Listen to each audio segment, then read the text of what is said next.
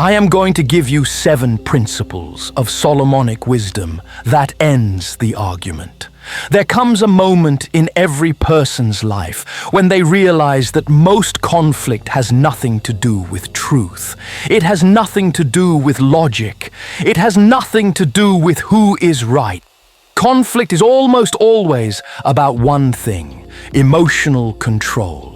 The one who loses themselves loses the moment. The one who keeps their center keeps their authority. Solomon understood this long before modern psychology existed. He knew that the wise do not win arguments by force. They win by clarity. They win by restraint. They win by refusing to be pulled into the emotional storms of others. A fool rages. A fool reacts. A fool demands to be understood. But the wise observe. The wise discern. The wise choose their words with the precision of a surgeon and the calm of a king. Today, you will learn 7 responses rooted in Solomonic wisdom, responses that end manipulation, expose hidden motives, and restore your authority without raising your voice. These are not tricks. These are not tactics.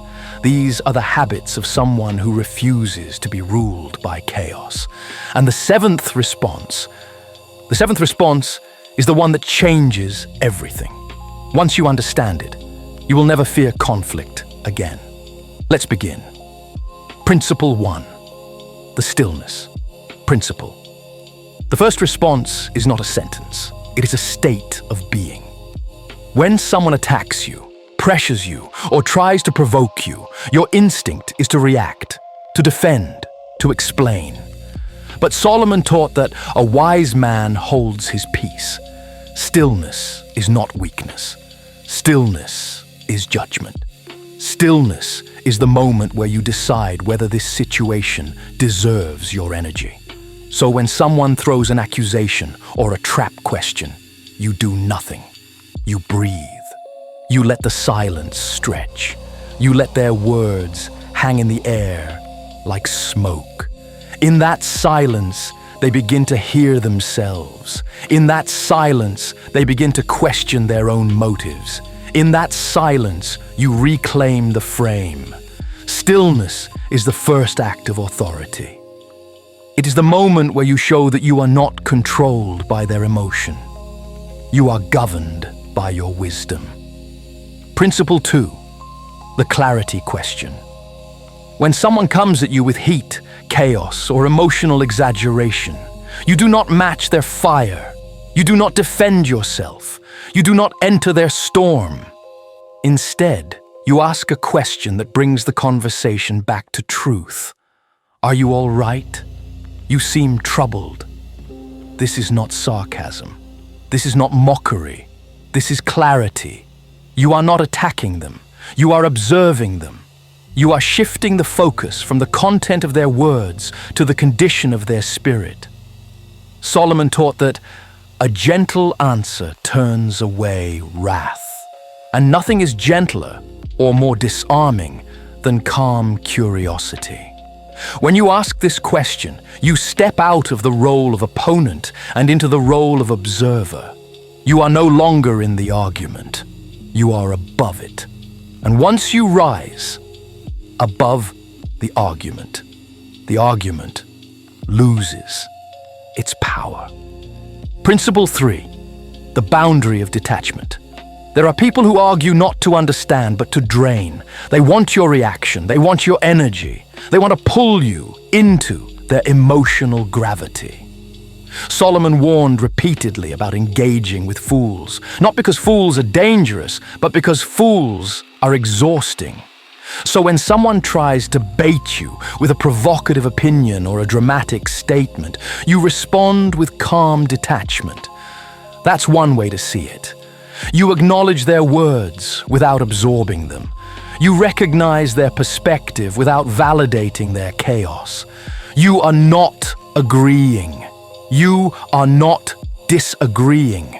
You are simply refusing to be pulled into a pointless battle, Detachment is not coldness. Detachment is wisdom. It is the refusal to spend emotional currency on conversations that have no return.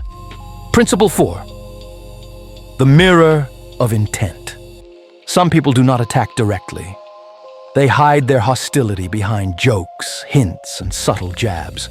Solomon called this the whisperer, the one who wounds without ever raising their voice. These people rely on ambiguity. They rely on your silence. They rely on your discomfort. So you bring their intent into the light. What are you hoping to accomplish with that comment? You are not accusing. You are clarifying. You are forcing them to reveal the motive behind their words. If they say they were joking, you simply say, "Explain it to me. I want to understand." Now the burden is on them. They must justify their behavior. They must expose their own malice. The wise do not fight shadows. They turn on the light. Principle 5.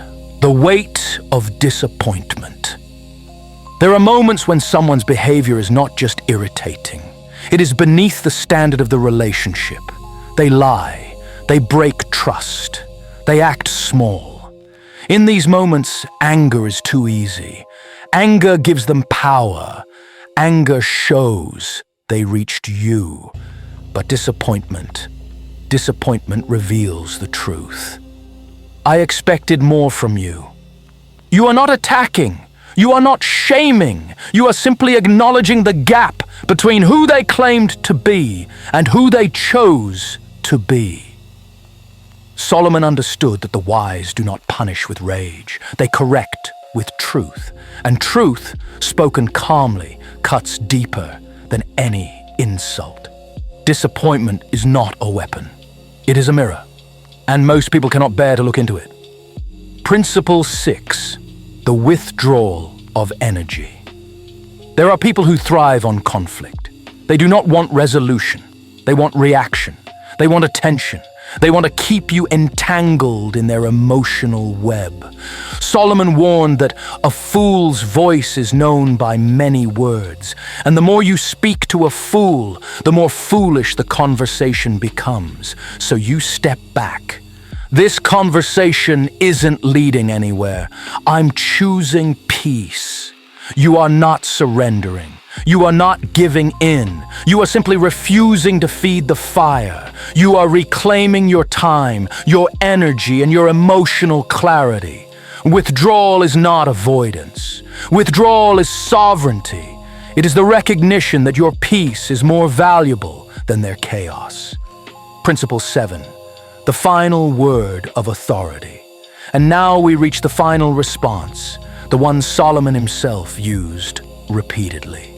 The one that ends manipulation, ends circular arguments, ends emotional games, and ends the power struggle entirely. You are free to believe whatever you choose. I'm at peace with my position. This is not cold. This is not dismissive. This is not cruel. This is authority. You are not arguing. You are not defending. You are not persuading.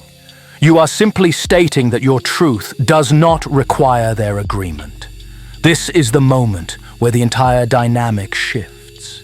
Because the person who no longer needs to win is the person who cannot be controlled.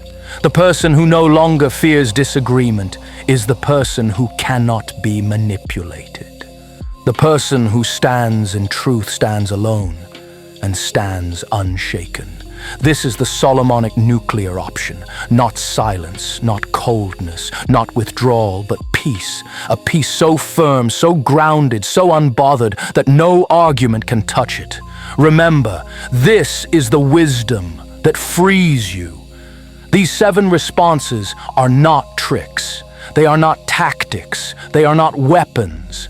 They are the natural behavior of someone who has stepped out of reactivity and into wisdom. Someone who no longer needs to win every argument because they have already won themselves. Someone who no longer fears conflict because they no longer fear people. Solomon taught that wisdom is better than weapons of war. And now you understand why. Wisdom ends battles before they begin. Wisdom exposes motives without aggression. Wisdom restores authority without force. Wisdom frees you from the emotional storms of others. Step out of the noise, step into clarity, and in that clarity, you will find your authority. And this is how you win the argument. Save this video to re-watch again later. This is the kind of insight dark psychology channels would charge you for. I'm giving it to you because the best way to neutralize manipulation is to raise the intelligence of the entire room. Subscribe if you want more. No paywall, just wisdom. And check out these suggested videos to continue the journey and step into the next level in the Solomonic Wisdom.